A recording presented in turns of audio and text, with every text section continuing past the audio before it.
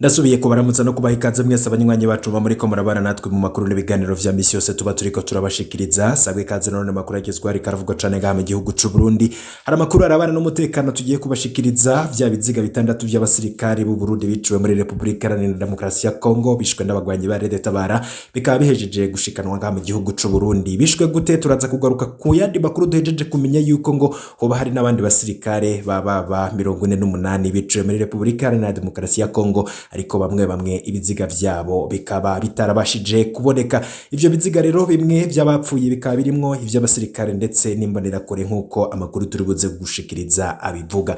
N'amakuru ateye ubwoba kandi yababaje cane. Turaza kuraba ibintu biriko birabera muri Kongo ndetse n'ukuntu ivyo biziga vyashikanywe ngaha mu gihugu c'u Burundi. Amasoko yacu mu gisirikare yavuga iki? Ese mu ndongozi bavuga iki kubirabana n'ivyo bintu? Ibintu birateye ubwoba. Twarabwiye rero ko nkuko vyagiye biratangazwa na Red Tabara itangaza uko n'indwano ziriko ziragenda mu gisirikare, hoho baracari mu gacerere, ariko amakuru adashobora kunyegezwa nuko ibiziga vyashikanywe ngaha mu gihugu c'u Burundi. Ibiziga bitandatu akaba ari vyo duhejeje kumenya vy'abasirikare baguye muri izo ngwano ziriko zirabera muri Republika Iharanira Demokarasi ya Kongo mu misozi ya Uvira. Ivyo bintu bikaba biriko biraba mu gihe hariko havurwa yuko ngo igisirikare ca Red Tabara coba cyasumbije inguvu igisirikare ca leta. Ivyo biriganwa na bamwe mu basirikare barungitswe muri izo ngwano. Ivyo vyose turaza kubigarukako muri ano makuru vyose twabibateguriye.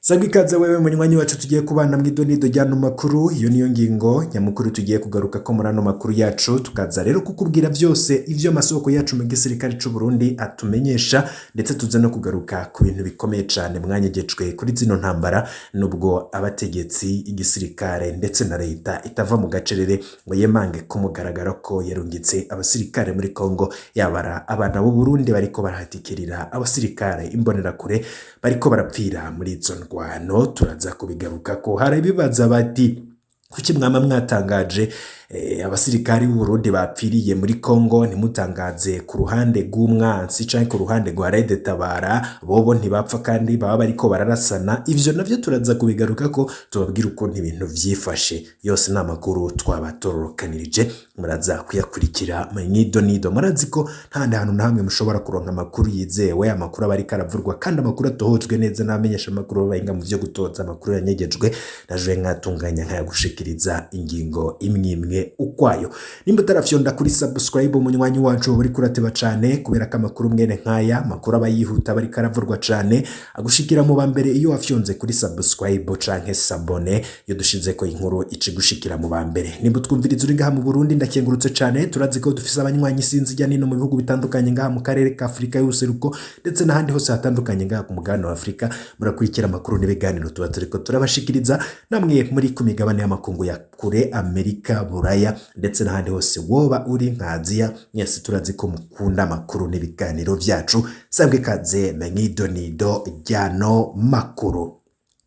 Tumaze igihe tubashikiriza amakuru y'umutekano ku ntambara zikomeye ziriko zirahuza abasirikari b'u Burundi, imbonerakure ndetse n'abamayimayi bagwanya umuhari wa Red Tabara. Ntago ibintu rero vyaje kugenda neza. Abasirikare ngo 48 nibo bamaze kumenyekana boba baraguye muri izo ndwano, ariko nkuko twabibabwiye hakaba ngo hari ibiziga bimwe bitagiye biraboneka, ariko hari ibiziga bitandatu bishikanywe ngaha mu Burundi. Vyashikanywe gute? Mu gisirikare bavuga iki? Nivyo tugiye kugaruka ko muri ano makuru, turabe n'ukuntu indwano zifashe muri Republika Iharanira Intwaro Rusangi ya Kongo, ndetse ngo n'ukuntu Red Tabara yoba isumbije inguvu igisirikare ca leta, igisirikare c'u Burundi. Ko biraboneka yuko ngo abo basirikare abarwanyi ba Red Tabara barazi amashamba bariko baragwaniramwo, kandi ngo barafise amakuru yose y'ahantu abasirikare b'u Burundi bari, ndetse ngo bakaba biteguye kugwana gushika bashinze urugamba.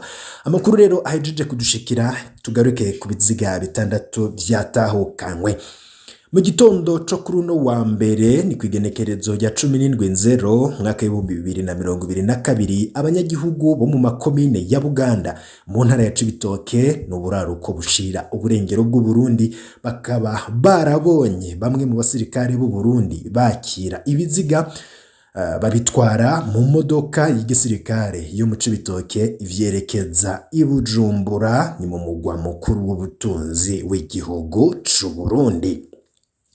Amasoko mu gisirikare muri ako karere akaba avuga ko abo basirikare hari harimwo intwazangabo zaguye ku rugamba muri Repubulika Iharanira Intwaro Rusangi ya Kongo. Abarongoye igisirikare baracari mu gacerere ntangere, gusa musitanteri wa komine Buganda ku ruhande rwiwe avuga ko abanyagihugu bo mu komine yiwe ngo babonye abasirikare bariko barakizura ku ruzi Rusizi. Vyagenze gute? Ivyo biziga vyashikanywe gute? Amakuru dufise avuga ko ababibonye bavuga ko ivyo biziga vyashikanywe mu gitondo ca kare. Umwe mu bavyiganye yamenyesheje ati vyazanywe n'abasirikare b'u Burundi baherekejwe n'abasivile b'abakongomani, vyari bitekewe mu masashe y'abapfuye inyuma yo kujabuka Rusizi kuri transversale ya kane mu mutumba wa Nyamitanga. Imodokari y'ikambi y'igisirikare ikambi y'112 yaciye ibatora imbere yo kwerekeza i Bujumbura, niko ababibonye bavyigana. Amasoko mu gisirikare atashima ko amazina amenyekana akaba yabwiye abamenyesha amakuru ko ivyo biziga bigizwe n'intwazangabo zibiri, ibisongerezi bibiri n'imbonerakure zibiri, no kuvuga abanywanyi b'umuhari w'ugwaruka rw'umugambwe CNDD-FDD bari indongozi mu ntara ya Ngozi mu buraruko bw'u Burundi, biciwe mu ntambara zabahuje n'abagwanyi b'abarundi b'umugwi witwaje ibirwanisho Red Tabara mu misozi miremire ya grupema ya Kigoma, teritwari ya Buvira mu ntara ya Kivu y'ubumanuko mu buseruko bwa Repubulika Iharanira Intwaro Rusangi ya Kongo. Amasoko yo muri Kongo mu burere bwa Rusebagi, Nduta na Kumuka bidoga bavuga ko abasirikare b'u Burundi bategetse abagabo bo ngaho kwikorera ibiziga vy'abagenzi babo baguye ku rugamba rw'intambara. Bamwe mu basirikare bari ku birindiro mu Cibitoke bakaba bavuga ko abasirikare benshi biciwe muri Repubulika Iharanira Intwaro Rusangi ya Kongo. Mu gisirikare ca leta indongozi ziracari mu gacerere kuri ivyo bintu, ntizishima kugira ico zivuze. Musitanteri wa komine Buganda ubwiwe akaba avuga ko abanyagihugu biwe ngo bitiranije ivyo babonye. Yavyiganye uku ati babonye abasirikare bari mu bikorwa vyo gukizura bisanzwe ku nkengera za Rusizi, uruzi rugabura Burundi na Repubulika Iharanira Intwaro Rusangi ya Kongo. Nta kiziga na kimwe cacishijwe aho hantu, niko musitanteri wewe abivuga. Kubwo umusirikare umwe aheruka gutahuka ava muri Repubulika Iharanira Intwaro Rusangi ya Kongo yari yarungitsweyo mu mpera za Kigarama guheze, abasirikare bashika 40 baramaze kwicigwa mu ntambara zatanguye mu mpera za 2021. Hatogwa abasirikare bashigikiye cane umugambwe, abantu babizigirwa hamwe n'abahoze ari abagwanyi b'umugambwe CNDD-FDD, hatibagiwe imbonerakure zizewe n'abategetsi. Hari abapfiriye muri Kongo ibiziga bitashoboye kuboneka, bose hamwe naharuye 48 muri bagenzi bacu bishwe, niko yemeza umwe mu basirikare b'u Burundi atashimye ko umwidondoro wiwe uja mu bimenyesha makuru. Kubw'amasoko yacu, abasirikare batogwa bakugwa mu makambi yatandukanye n'ibiro bikuru vy'intwaramiheto, kandi ngo ntibabwira imiryango yabo canke abagenzi babo igikorwa nyakuri boba bagiyemwo.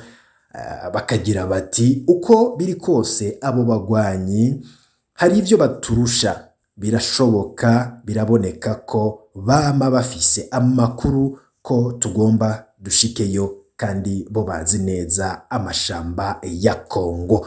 Abasirikare b'u Burundi baravurwa mu bumanuko bwa Kivu kuva kwa 14 Kigarama umwaka 2021.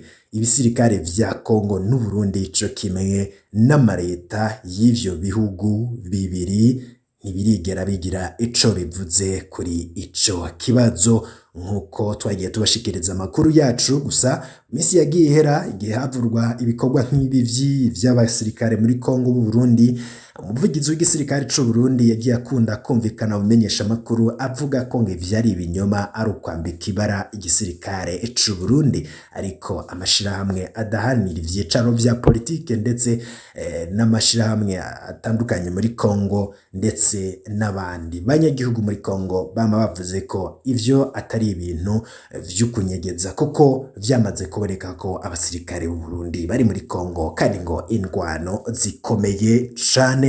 Ngivyo rero ni inkuru y'umubabaro cane cane ku miryango yabo basirikare biciwe muri Kongo, nkuko umwe mu basirikare we wabivuga ko hari n'ibiziga bitabashije kuboneka, ibiziga 48 aharura abasirikare n'imbonera kuri 48 baguye muri izo ndwano. Kuri ubu rero ibiziga 6 akaba ari vyo vyashikanywe nga mu gihugu c'u Burundi, nkuko amakuru yo kwizera adushikira avyerekana. Ano makuru rero arateye ubwoba, turahojeje imiryango yimbonera kure ndetse n'imiryango yabo basirikare bakomokamwo, ndetse tukanasaba ko igisirikare ndetse n'izindi nzego vyega ibi bintu babimenyesha abarundi, canke se abo basirikare bakavanwa ku butaka bwa Repubulika Iharanira Intwaro Rusangi ya Kongo, kuko biraboneka ko abana b'u Burundi bariko baratikirira mu indwano ziriko zirahuza abasirikare b'u Burundi, imbonera kure Mayimayi ndetse na Red Tabara. Gusa ngo ikibonekeje nuko Red Tabara